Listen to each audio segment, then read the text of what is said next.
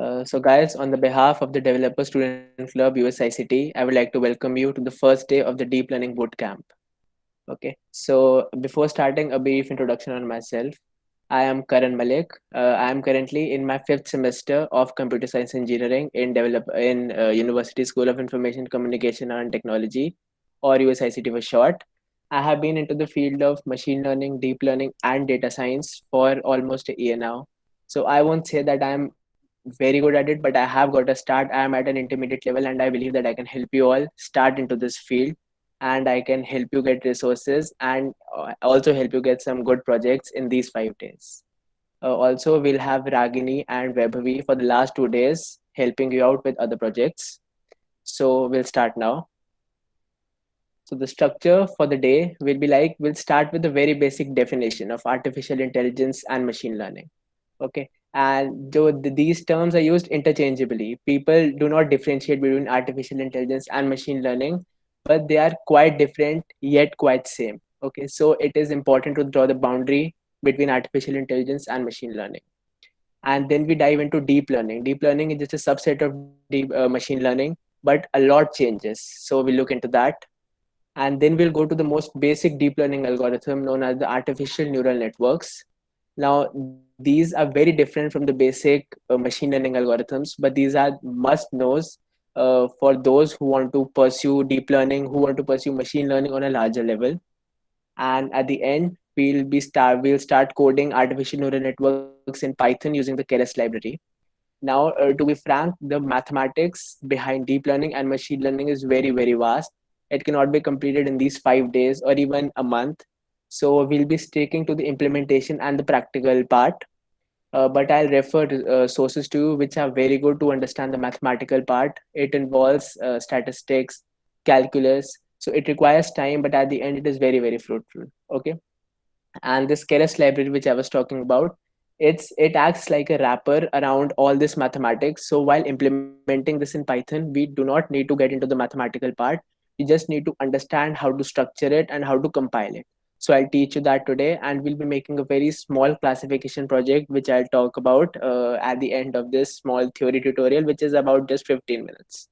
Okay, so we'll start with what is artificial intelligence. Okay, so we've all used computers. We used computers for playing games, for watching videos, for listening to songs, and for coding. Most of us have used it for coding.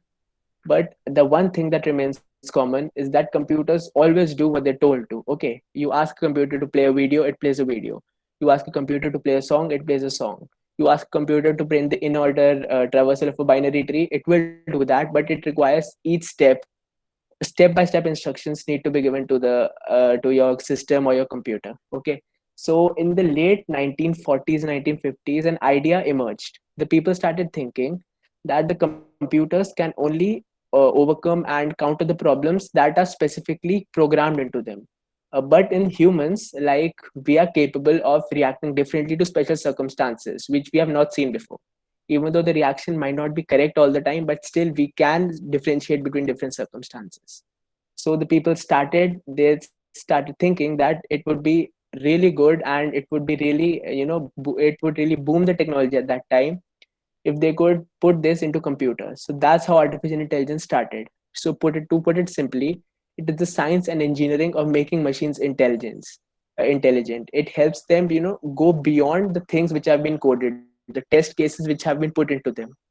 It is basically aimed at mimicking the process of human brains. And now artificial intelligence is used everywhere, in your phones, in your voice assistants, in self-driving cars, in robots. You must have all heard of Sophie the robot. They are just very advanced applications of artificial intelligence. Okay, so it's very different, like I said, to differentiate between machine learning and artificial intelligence.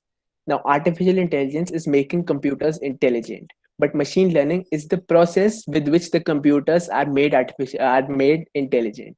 It is the application of artificial intelligence onto our machines. Okay, so at the very basic, a machine learning is built and is implemented using models. A model is something which can adjust itself according to given data sets. So one thing that is very important to know, a machine learning model or a deep learning model is just as good as its data set. Okay, so a data set plays a very big role in the accuracy and in the real world application of any model or any algorithm. And so a machine learning model consists of a a machine learning program consists of a model, parameters, and hand engineered features. So what we need to do is differentiate between a model and an algorithm. All of us are aware of what an algorithm is. Okay, we've studied data structure algorithms. We know quite a lot of algorithms, but one thing which differentiates them from model is that an algorithm is a wide step-by-step process, whereas in a model, the values are already defined. An algorithm is in general, but the model has its parameters or its values already defined to be fit for a particular type of problem. Okay, so an algorithm is a broader category, but when you fix the values occurring in an algorithm, it becomes a model. A parameter of a model is what changes and helps the model fit to a particular data set. I can have one model, and if I put one data set, it might give me an accuracy of a 95%. But the second model, the same model, but the second data set, the same model might fall to 70%. So these parameters are the parameters that get changed and fit to that model and maybe give us an accuracy of over 95%. So the parameters and the models together are what build up a machine learning model and help us in implementing it. And one thing that is very important in machine learning, which will help us differentiate it from deep learning in the next slide, is the hand engineering of features. A machine learning model relies very, very, very heavily on the features that we have. A feature is like a column. Suppose you want to predict someone's salary, and you say that you need the person's age, the position they're working in, the domain they're working in, and the number of experience, the years of experience that they have. So these four things are the features, are the columns that we'll use to predict the salary. Now, it is very important for these features to be good and related to the final result for good application and good results of this model.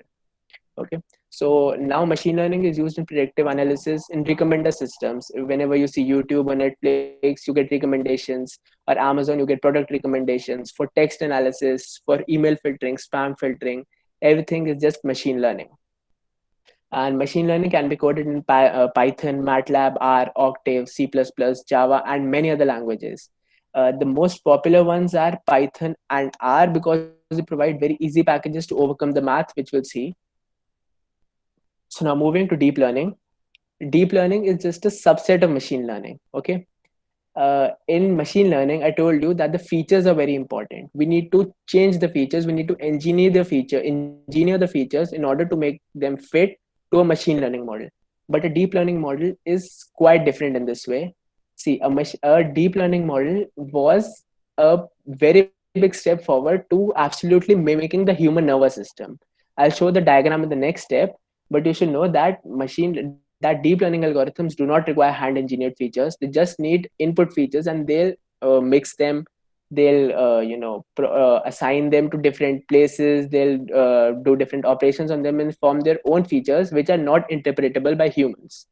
So it is known as end to end and not hand engineered. So we know the initial result and we know the final result, but in between we cannot understand what a deep learning algorithm is doing. So that's why hand engineering is not important, and it is end to end.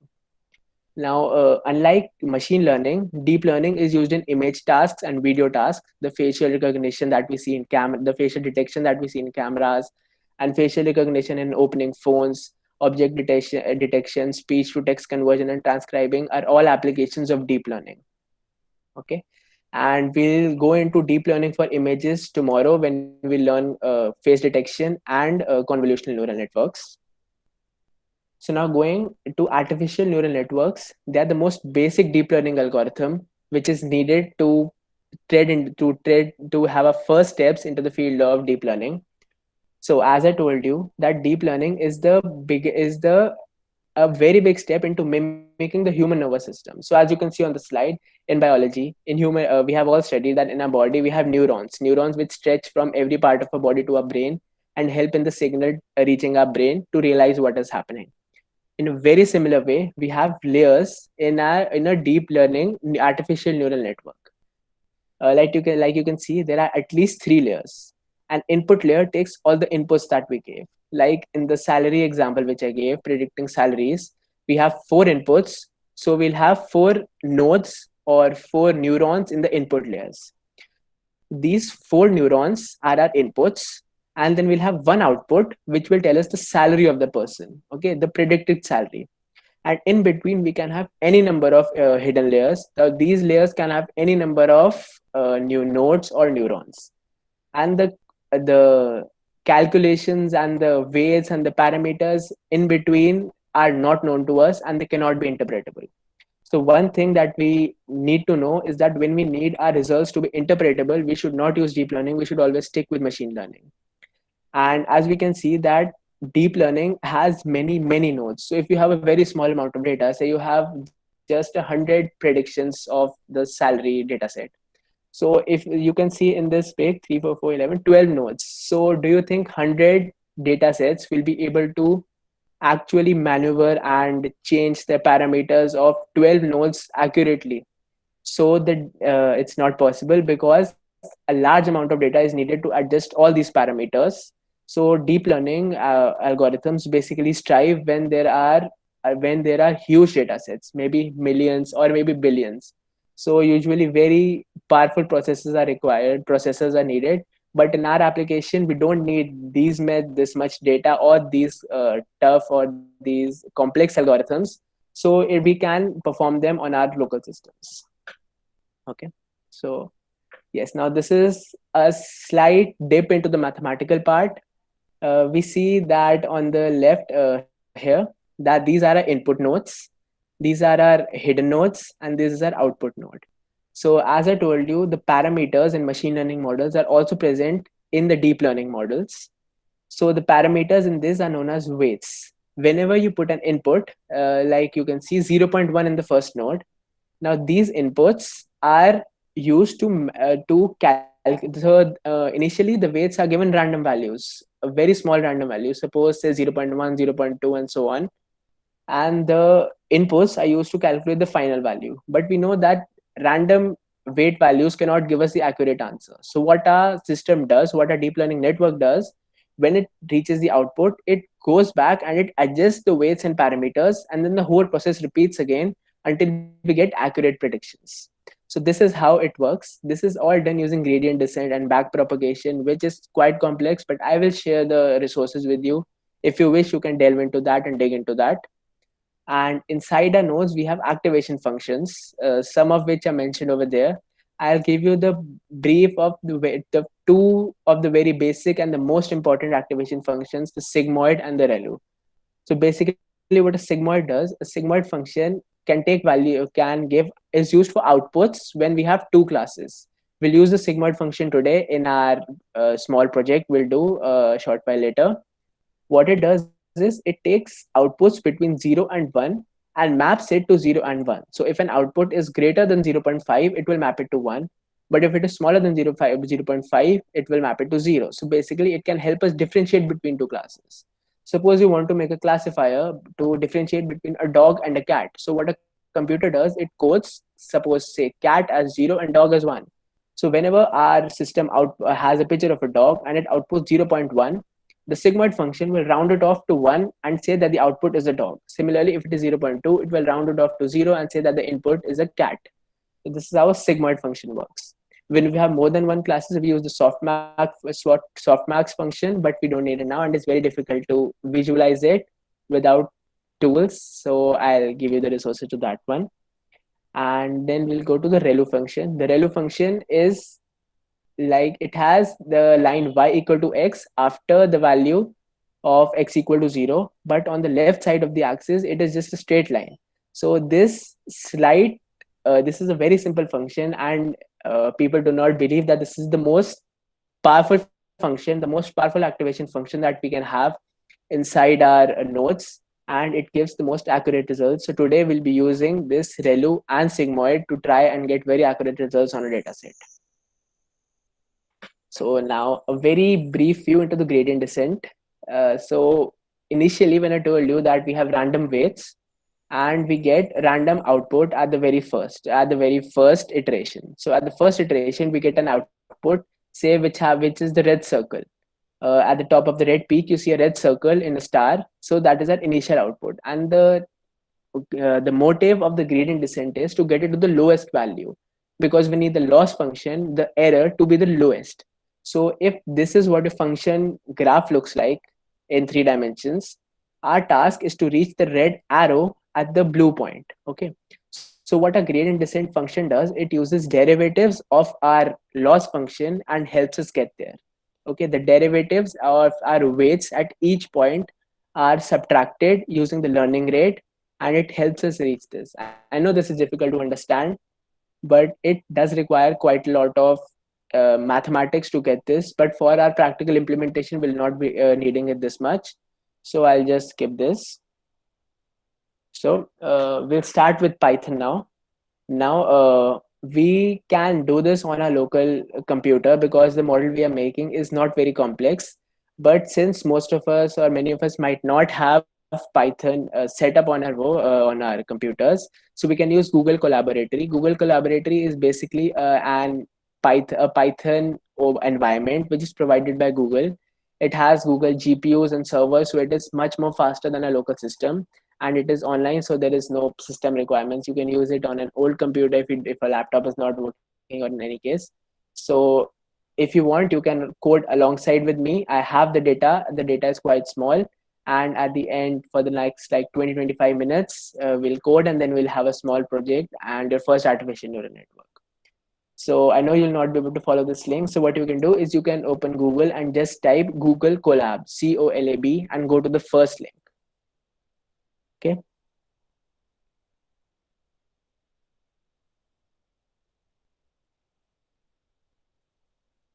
So I'll be sharing a link of the data set that we'll be using with you. You can download this data set, or you can use it within your drive. I'll guide you to that.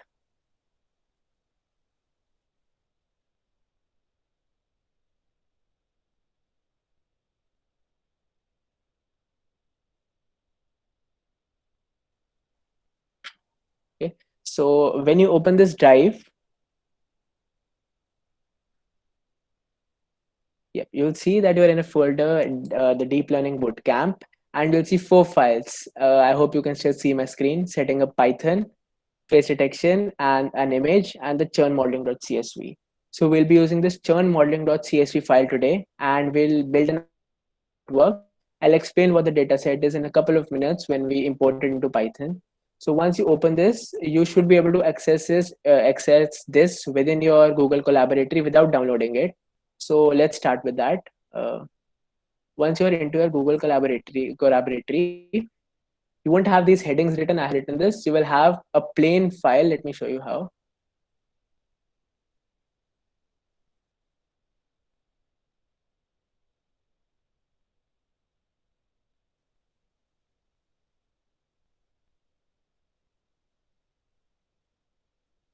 So you'll have a plain file like this. For those who have never used Google Collaboratory or Jupyter Notebooks, because they're very similar, I'll give you a very brief tour.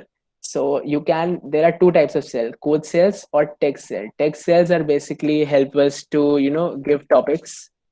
They help us give topics. They're not executed. They are, the interpreter does not use them, but they help us, stay organized.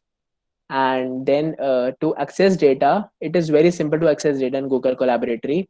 Once we connect to a runtime, just a second, this will take about 30 seconds. We can mount our drive, we can mount a Google Drive into it, and it is very safe because it is a Google product.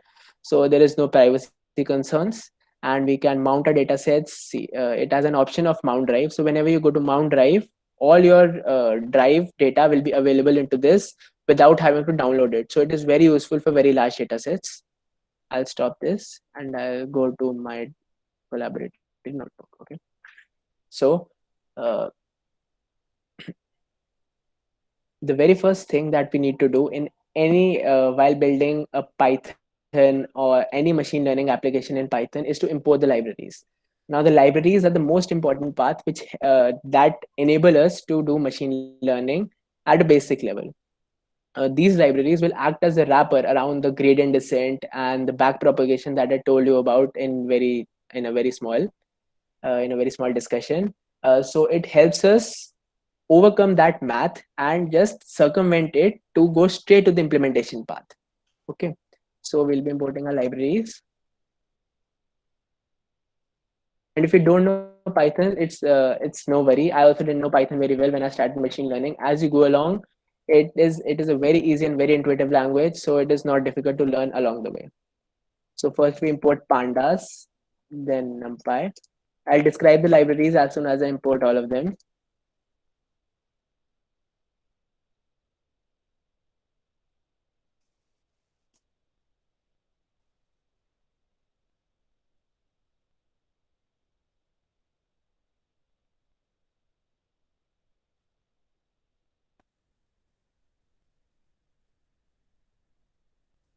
That's it for now. So when you can run the code using this play button on the left. So once we have all the libraries with us, we can start our code. But first, I should explain the libraries. So Panda is basically the go-to library for all machine learning scientists, for all machine learning engineers, for all data scientists to handle data frames. Structured data is the best handled with pandas, and you'll see when we pre-process our data that pandas is a very very powerful tool. It helps us, manipulate and change data which is in millions in seconds, in millions of data points in just a second. If you want to loop through the data, it might take even hours for very huge data set, but pandas is very efficient and very quick. NumPy is basically a mathematical library that will help you compute functions like the mean, the sum, so you don't need to write codes for these. They help you implement arrays. And Keras is the main library or the main wrapper which is used in deep learning.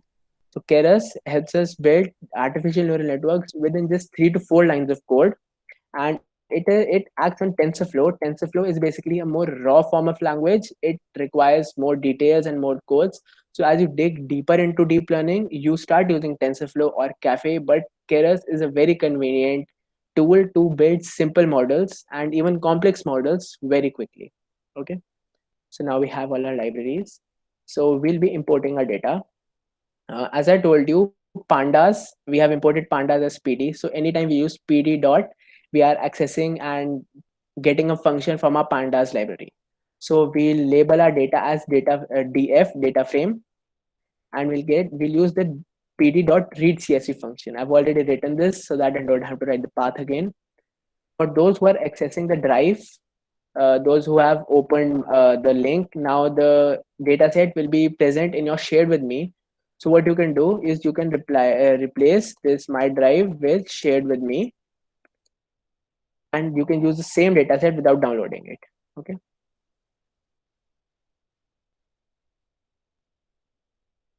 So now we have the dataset. Just a second.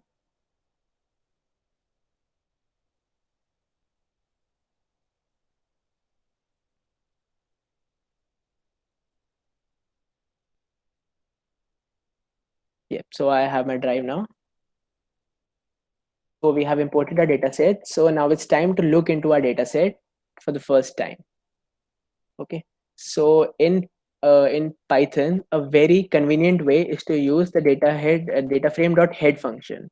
What the head function does, it gives you the first 5 rows of a data set, so it does not fill your screen with the hundreds of observations that we have, and it is very easy to visualize your data.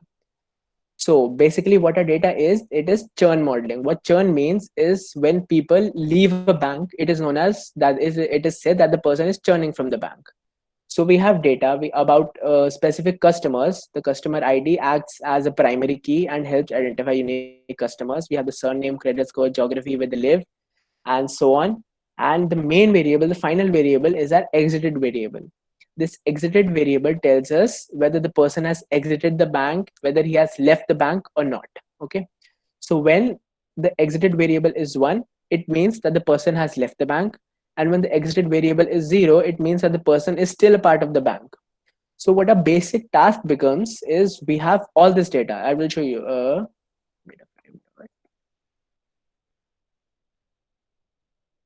We have 10,000 data. We have 10 data about 10,000 customers.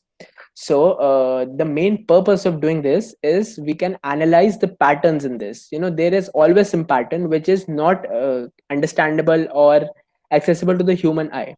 We can observe this data, but will not be able to get a very firm pattern that will help us differentiate between the people who will leave the bank and who will not leave the bank. So what this does is it can analyze these 10,000 observations, and in the future we can input our input customer details, and it will tell us what is the chance of the person leaving the bank. And in that way, the bank can provide special discounts. They can help or try to keep the persons who are more prone to living on board. So this is a very basic application of machine learning. And now we'll be just a second. Okay. So our final aim is to predict whether the person has exited or not. And for using this, we will use all these columns. Okay, the row number, customer ID, surname, credit score, and so on, up till the estimated salary of the person. Now, the most important part is that we can look at the data set and we can get a very quick intuition about what of these features will be helpful in predicting the exited variable. Okay, deep learning and machine learning are all about intuition. When you first look at a data set, you just need to think about it logically, and the logics you get can be very easily implemented using the pandas library. Okay, so the row number has no significance on whether a person leaves or not, because it doesn't matter whether the person's it is just a serial number. Okay, so customer ID also has no effect because it is just an identification tool or a primary key. The surname, the name of a person, also has no effect on whether a person leaves or not. But the credit score is very important. A person with a high credit score is more likely or less likely to leave. It is very, very possible. And geography can also play a factor. The people in France might leave the bank. There might be a new bank in France which the people are shifting to, or in Spain, or in any other countries that are present in the data set. So the geography can be possible. Similarly, gender, age, tenure, all of these are very, very possible. And the balance is, I think, the biggest or the most important factor in whether a person leaves or not. But still, we can see that with a human eye, we see that this person has very high balance, but still he chose to left the bank. So these are the kind of patterns that deep learning can intuitively get, but we cannot as humans. So the number of products they're using has credit card, is active member, and estimated salary. So we'll be using from credit score to estimated salary in order to predict our exited variable. Okay, and in our data frame dot shape, this gives us the shape of the data set. We have 10,000 rows, that means data about 10,000 customers, and 14 columns, which tells us that there are 14 features. Okay, and we'll be using from credit score to estimated salary. So basically 1, 2, 3, 4, 5, 6, 7, 8, 9, 10. We'll be using these 10 features to predict exited variable. Okay. So now uh, what we can do is we can straight away take 10 input nodes, like I told you, and put 10 of these variables into it. But it will not give us a good result because a computer can understand numeric values, but it cannot understand categorical values. To be clear, so if you tell a computer that the gender of a person is female or the gender of a person is male, the computer does not know what to do with it. For it, female and male are just a combination of characters which have no significance. Okay, so what we need to do is we need to convert the categorical variables, which are made of letters, of strings, or anything else, into numeric variables made of numbers, so that the computer can interpret it and we can make decisions and make relationships. Okay, so in all the features from credit score to estimated salary, we can see two categorical variables: geography as well as gender. A computer does not know what France is, where France is, and it does not know what a female is or what a male is. So what we can do is we can convert this into numerics. Suppose we can say that France is equal to 0, Spain is equal to 1, and any other country that is occurring here is equal to 2. Okay, so before doing that, what we can do is we can get rid of the first three columns, which we'll not be using: row number, customer ID, and surname. To do this, we'll again use the data frame. So ilog is basically a command which is used to access a data frame using its indexes. So when we say that it says that we need from the third index to the 13th index, it will take all the rows, that is what this column represents, and columns from 3 to 13 and drop everything else. This is our x, and what we need to predict is an exited variable is y, and it is the final variable. So -1 represents the final variable. Okay. So now we can take a look at our x. All the extra variables have been dropped. We have from credit score to estimated salary. Similarly, we can take a look at y. Y just has the exit variable now. So we need to use this in order to predict this. Okay. So what now we need to do is, let me give you a small intuition of the problem of converting France, Spain into and male, female into numbers. So one thing that we can do is, just a second.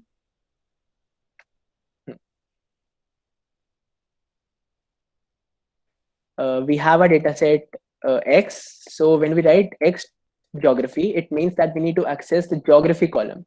The geography column is where all the locations are present. So when we write X geography dot value counts, what this does, it gives us the count of all the different types of values occurring. Like it will tell us the number of times France occurs and the number of times Germany occurs. See, we have three locations here: France, Germany, and Spain. So what we can do is, wherever there is France, we can label it as 1. Wherever we have 0, wherever we have Germany, we can label it as 1. And similarly for Spain, we can label it as 2.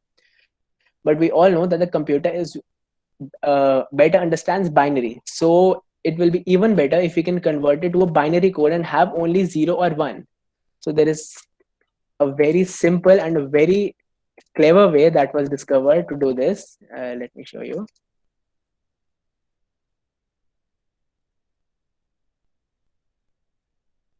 Now, suppose we have these three countries. Let's say the first person lives in France. So what we can do is we can put France as 1, Germany as 0, and Spain as 0. The second person lives in Germany. So we put France as 0, Germany as 1, and Spain as 0. And similarly, the third person lives in Spain. So France is 0, Germany is 0, and Spain is 0. So what this tells us is we can divide our geography column into three separate columns for each of the variables, for each of the values occurring in it. France, Germany, Spain will all have one different column. Okay. But when I tell you that we do not need three columns, we just need two columns, because have a look at this. If a person lives in France, we have 1, 0, 0. When a person lives in Germany, we have 0, 1, 0. So now, if a person does not live in France, or the person does not live in Germany, and the person does not live in Germany, it is implies that the person will live in Spain. So we do not need the third variable, because when we have 0, 0, we'll realize that the person does not live in France or Germany and the person is present in Spain. So what we do is that we eliminate the Spain column and we have just two columns, France and Germany, which can tell us everything about whether where the person lives. Similarly, for male and female, it is a very intuitive case because we have just two. So we can encode male as 0 and female as 1. So whenever it is 0, we understand that the person is male, and vice versa. And when it is 1, vice versa, he or she is female. Okay. So this is known as converting the categorical variables into numerical variables, because we have categories and we're converting them into numerics 0 and 1. So this also can be done very easily using the pandas library. We write pd.getDummies. Now these extra variables which I taught you about, the extra columns France, Spain, and Germany, are known as dummy variables. That's why this method is known as getDummies. Okay, then we put our data set and the columns which we need to get dummies for. We had two columns, geography as well as gender. And as I told you, we need to drop one column of France, Germany, and Spain. So for this, we have a parameter drop first equal to true. Okay.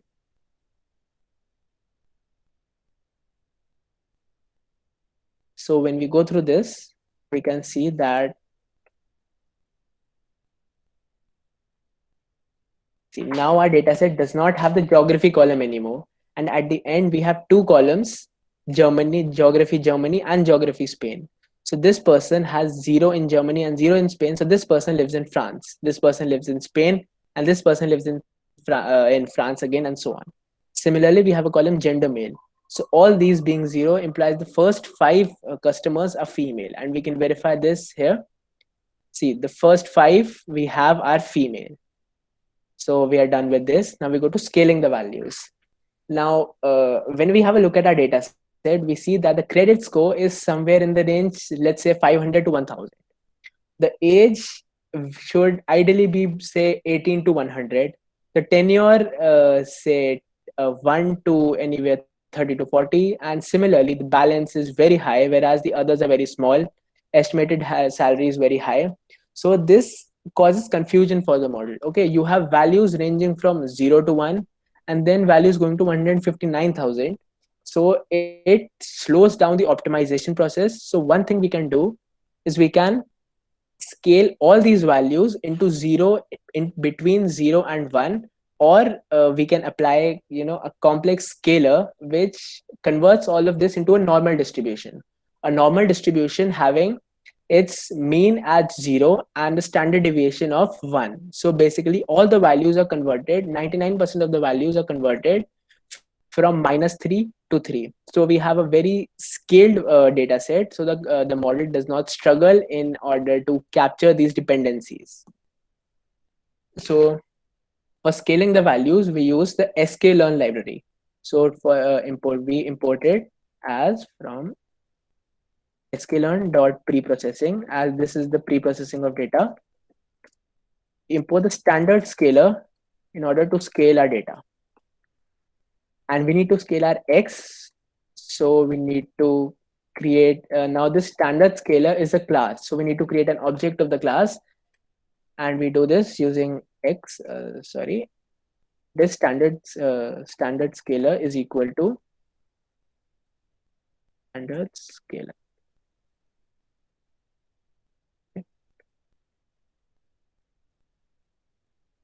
So now we need to, we have made an object. Now we need this object to apply it to our x and get all the values in the given range. So how we apply it is we use the fit transform function, a fit transform function, and give us the input that we needed to scale.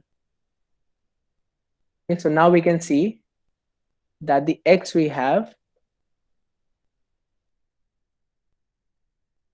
sorry, here we go. The now the data has been the fit transform converts the data into array. We need to convert into an array to put it into a model. So we'll no longer be able to use the head function or view it like we did before, but now we can see that all the values are between 0 and 1.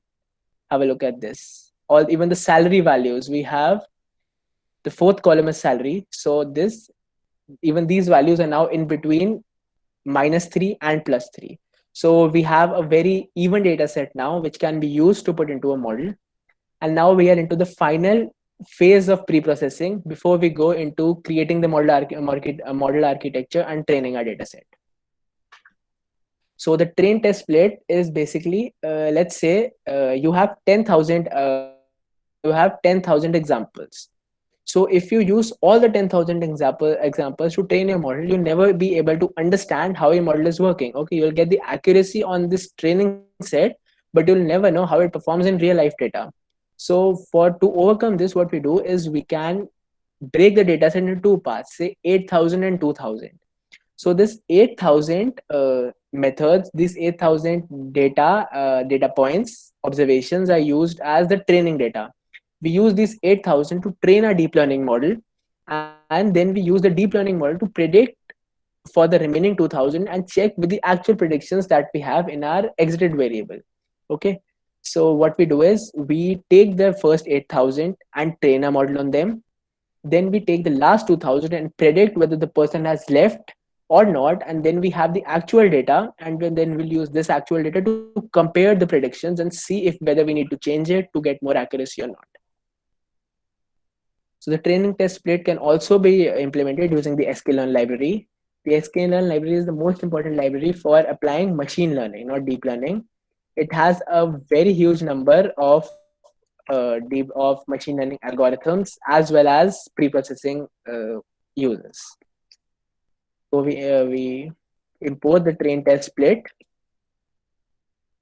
and then we'll break our data set x and y in two different variables. We'll say x train and x test, and y train and y test. The x train and y train will be used to train our data set, will be used to train our model, and the x test and y test will be used to test it later on. Okay, so we have x train, x test, y train,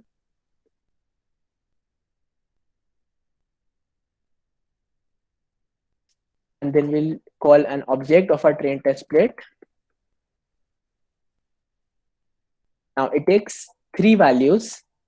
We'll say x, which is x and y, which are the two data sets that we are putting into it, and then it has a third parameter, test size. What test size implies is how much of our data we need, that we need for testing. So like I told you, we'll be keeping 8,000 of our observations for training and 2,000 for testing. So if we put test size 0.2, it implies that we'll have 20% of our data for test size. So when we do this, we should get 8,000 in training set and 2,000 in test set. So let's do this. Just a second. Okay, this is small x.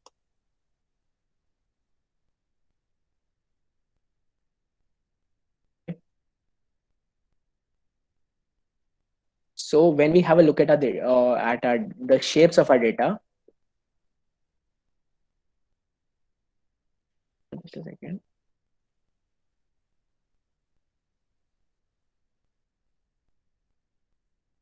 Get the shape of x train, x test, y train, as well as y test. Like I said, that x train and x test now have 8,000 and 2,000, and similarly our y train and y test also have 8,000 and 2,000.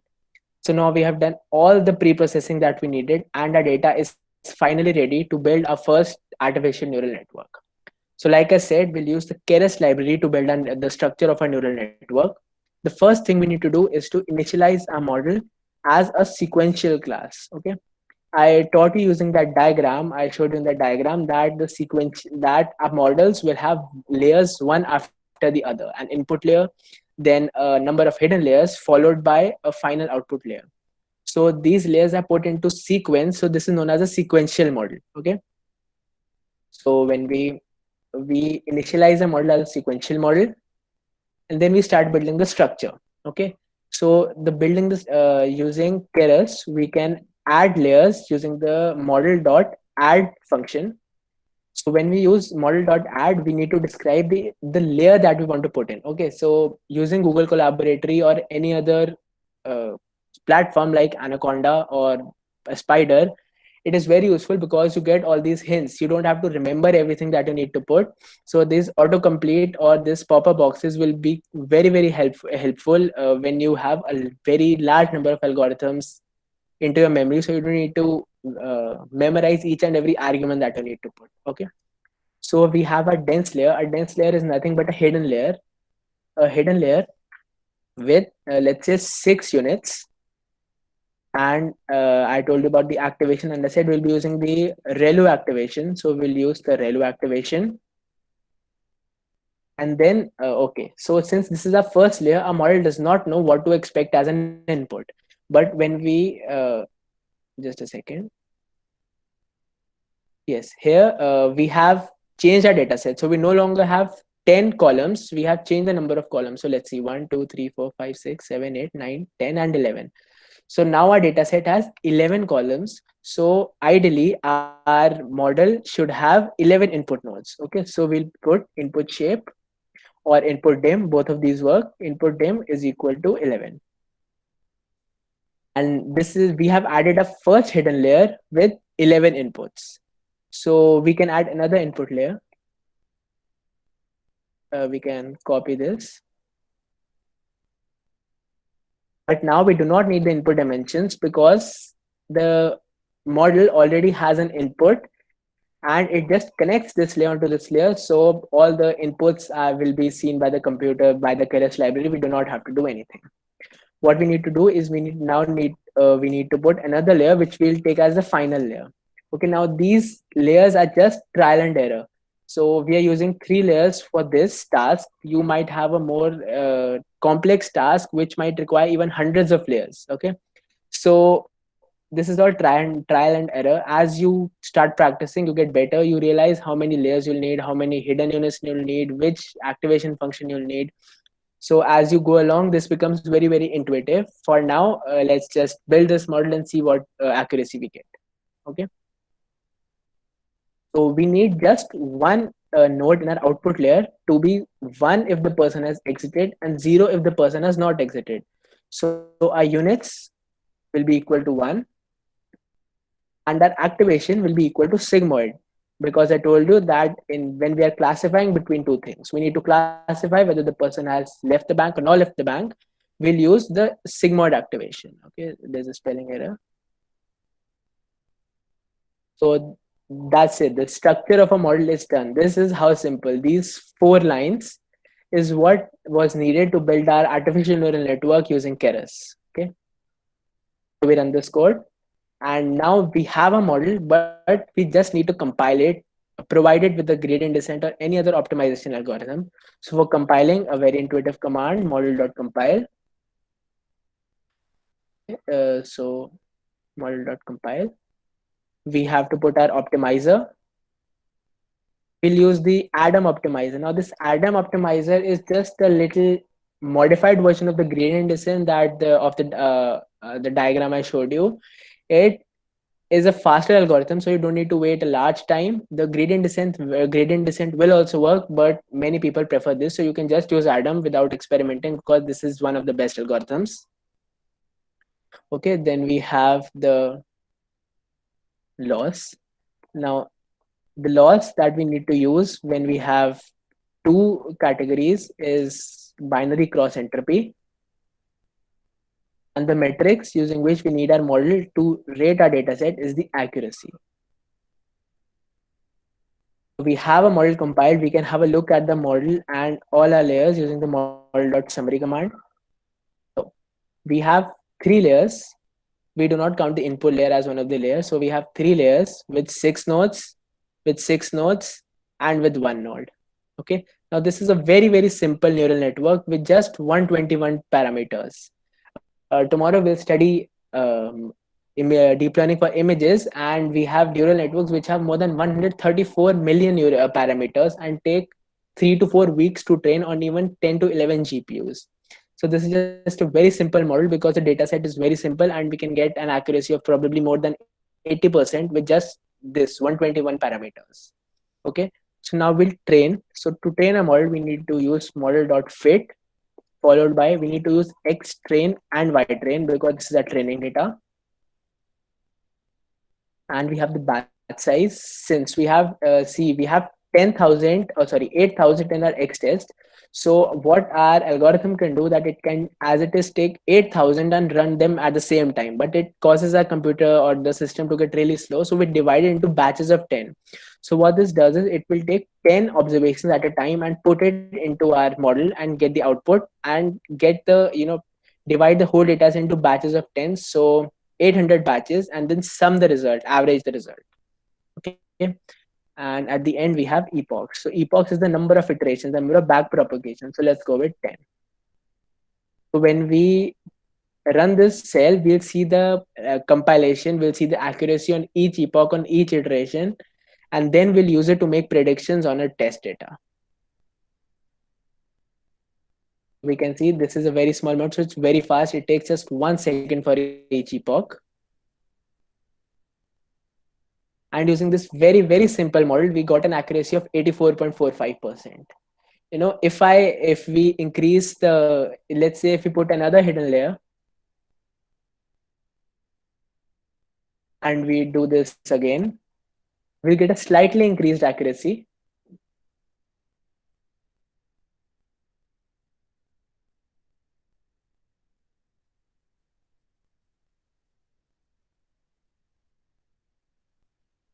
Yes, we got an increase of just 0.01, but still we got some increase. So one thing we can do is we can increase the number of hidden layers. So the units, suppose let me put it as 50 and 50. So if I So this is the fine tuning. You need to fine tune your model so that you can get best results for a data set. You need to fine tune your model every time you fit a new data set to it. Now we can see that the accuracy is increasing at a much faster pace. We got 84.5 and now we have 85.75. Okay. But having a very complex model will increase the chance of our model overfitting. Overfitting is that a model just it mugs up the training data, so it will not be able to generalize it to the test data. So it is best to have a simple model, as simple as of a model as we can keep. We'll remove this extension there as well,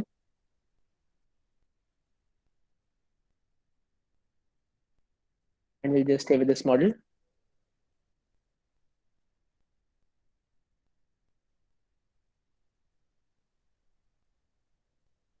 Okay, so we have 84.96 accuracy this time. The accuracy will not be the same any of the two times you train your model. So you can, test it, train it, or fit it about 3 to 4 times, and then you can average it to get the actual accuracy of your model. So what we have done is we have fit the model onto the 8,000 data points. So this accuracy of 84.96 is on those 8,000 data points. We do not know how the model performs on the remaining 2,000. So for that, we'll make up predictions. Okay, so to make predictions, we have a new variable, say y predictions. And making predictions is also very simple. We just need model.predict, and the data set we'll be using is xtest. As I told you, the names and the functions are very, very intuitive. So learning machine learning and data science with Python is very easy, and once you get projects, you start really, really enjoying it. Okay, so let me show you one thing. Now we have our ypred. But we can see it has the probabilities in 0 to 1. Okay, it is not either 0 or 1. So what we need to do is we need to convert the accuracies which are below 0.5 to 0 and above 0.5 to 1. Okay, so basically what our sigmoid did is it helped us get these accuracies, but it will not convert them to 0 or 1. This will have to be, will have to do it manually. Okay, and this is very, very easy. We just say ypred is equal to ypred greater than 0.5. So whenever this condition is true, whenever the value of it will go through this ypred one by one, and whenever the value is greater than 0.5, the value will be true. So it will put it equal to 1, and when it is less than 0.5, it will be 0. So it will put that equal to 0. So once you have run this command, here we go. Now we have it equal to false, true, false. So now we have 0 or 1. We know that 0 is false and true is 1. So now we can compare it with our actual data. We know that we have our actual data in y-test. What we can do is we can compare them using a confusion matrix. Okay, I'll draw the confusion matrix and then I'll tell you what it means. Use the sklearn .matrix library to import confusion matrix. When we have a confusion matrix, we will matrix ypred and y-test. So we can view a confusion matrix. Okay, so let me explain what this means. See, a confusion matrix basically tells you the amount of correct and incorrect predictions that a model has made. Let me make a small diagram for you. Zero and one.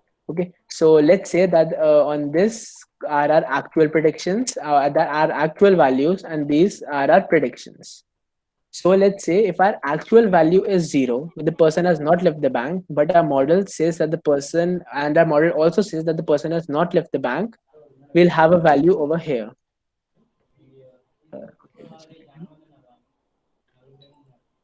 We'll have an increase of a value over here.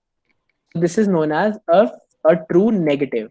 The data, the true observation was 0, that is negative, and the model also predicting negative. Similarly, when the actual value is 0, that the person has left the bank, but a model says that the person has not left the bank, then it is a false negative. The model is giving us a false negative. It is saying that the person has not left the bank, whereas the person has left the bank. Okay. Similarly, when we have 1 and 0, this becomes a false positive, and when we have 1 and 1, this becomes a true positive. So basically, the examples that a model has classified correctly are 0 0 as well as 1 1. So the diagonal elements, the left diagonal elements, are the ones which are correct. So considering this, we'll see that our model has classified 1576 plus 157 correctly, and it has misclassified 48 plus 219. So we can get the accuracy very easily. We have the correct ones, 1576 plus 157, and we'll divide it by the total number of observations.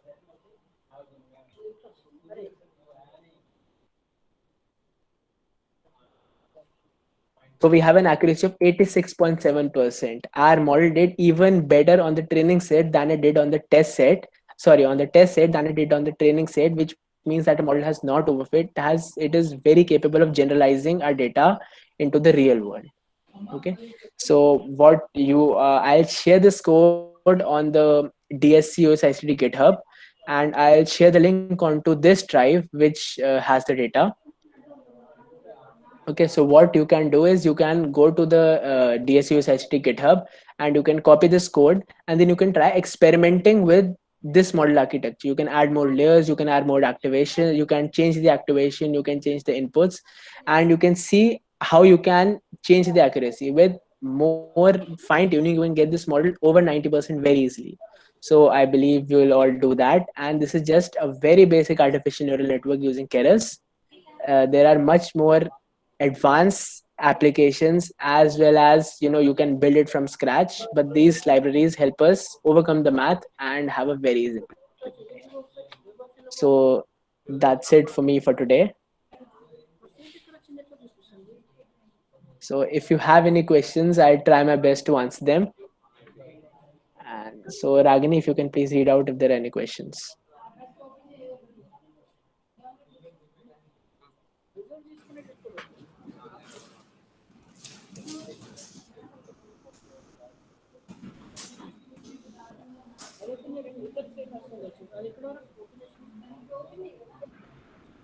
Uh, you can write the questions in the chat. If you have any questions, you can write it on the chat. Yes, I'll share the drive of the Google link. I'll share the link of the Google Drive. Just a second.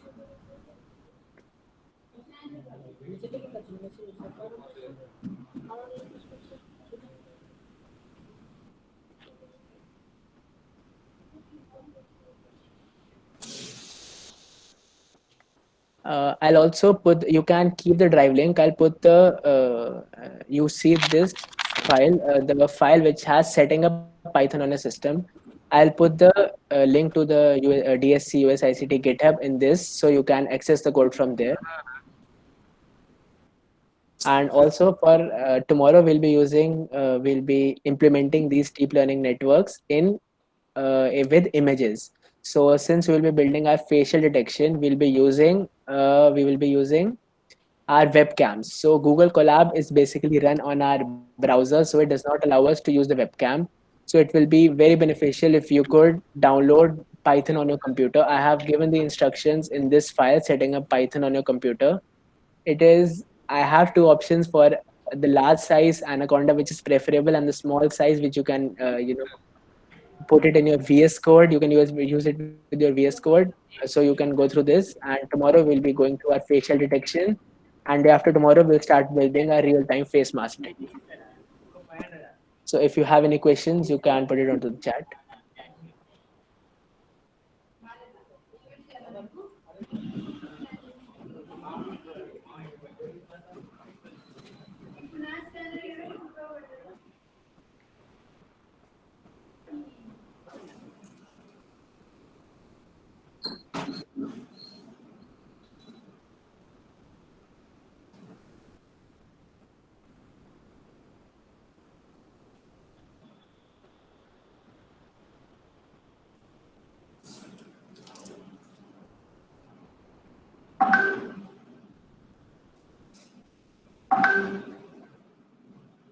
So I guess there are no questions for today. So Yes. If you So someone have can any say. further questions, you can message them to us on our Instagram, or for feedback, we'll provide our handle links in the chat box right now.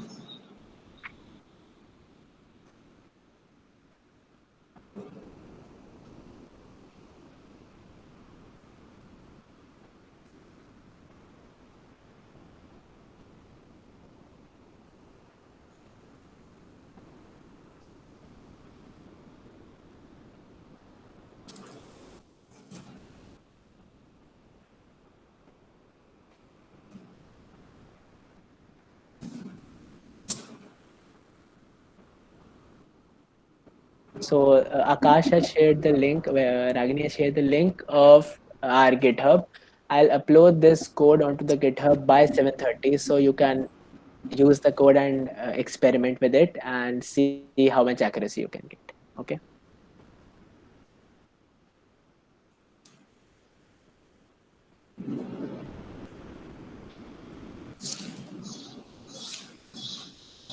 So I guess that's it for today.